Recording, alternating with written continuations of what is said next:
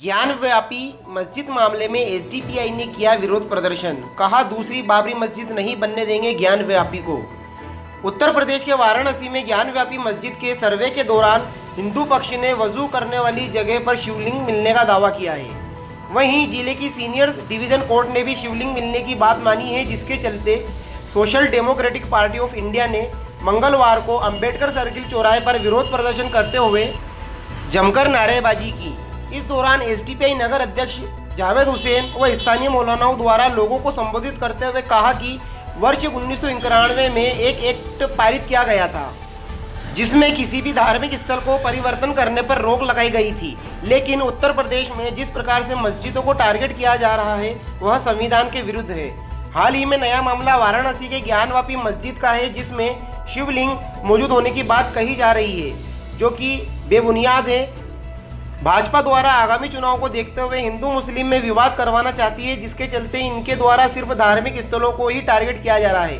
उन्होंने कहा कि ज्ञानव्यापी मस्जिद मुस्लिम धर्म की इबादतगाह है, उसको दूसरी बाबरी मस्जिद नहीं बनने दिया जाएगा। इस दौरान आकिब हुसैन, नगर अध्यक्ष जावेद हुसैन, सलमान पठान, रईस अंसारी, मोनू शाहबुद्दीन, खुर्शीद, मौलाना वसीम रजा, कौसर नसीम आदि मौजूद रहे। भवानी मंडी से संवाददाता वसीम अकरम की रिपोर्ट। ने कानून पारित कर दिया था कि अब से किसी भी धार्मिक स्थल, पूजा स्थल, चर्च, गुरुद्वारा, मस्जिद को, किसी भी गुरुद्वारे को, मस्जिद को, किसी को निशाना नहीं बनाया जाएगा।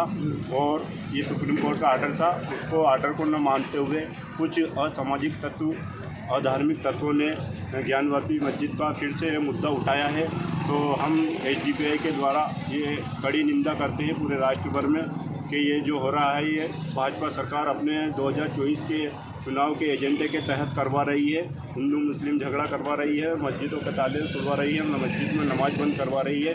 तो हम एसडीपीआई के द्वारा, सोशल मीडिया के द्वारा मोदी सरकार को ये बताना चाहते हैं कि इस तरह की सुप्रीम कोर्ट का कहना माने और इस तरह की हरकत न करे, जिससे हिंदू मुस्लिम भाईचारे में। उत्तर प्रदेश के शहर बनारस की एक मशहूर मारूफ मस्जिद, जिसको ज्ञानवापी जामा मस्जिद कहा जाता है, तारीख़ के नज़र में देखें तो वो सिर्फ़ जामा मस्जिद है, लेकिन वो जिस शहर के मोहल्ले में वाक़ है, उस मोहल्ले का नाम ज्ञानवापी है ना। और ये ज्ञानवापी एक संस्कृत शब्द है, जिसका माना हिंदी में होता है, यानी वापी माने हाउस, ज्ञान माने ज्ञान, है ना, तालीम, इल्म।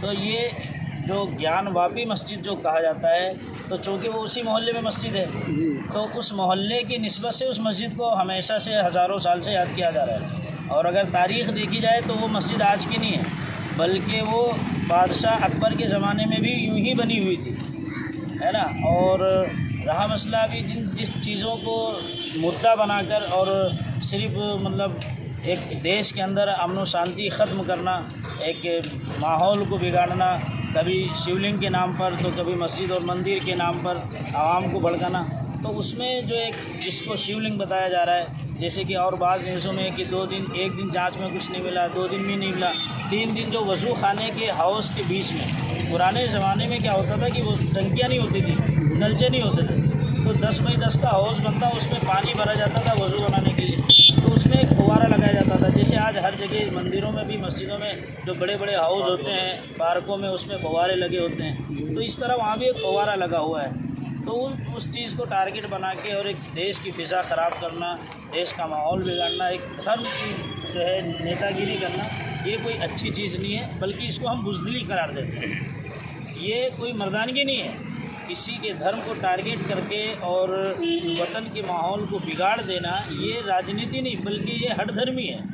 राजनीति तो उसको कहते हैं जिसमें पूरी जनता का फ़ायदा हो, पूरे देश का भला हो, उसको राजनीति असल कहा जाता है। बाकी किसी के धर्म को टारगेट कर देना, आज हमको टारगेट किया जा रहा है, कल किसी और को टारगेट किया जाएगा, क्योंकि जिन नेताओं के पास कुछ काम नहीं रह गया, तो अब उनको तो काम ये है, लिहाजा हम लोग इसलिए जमा हुए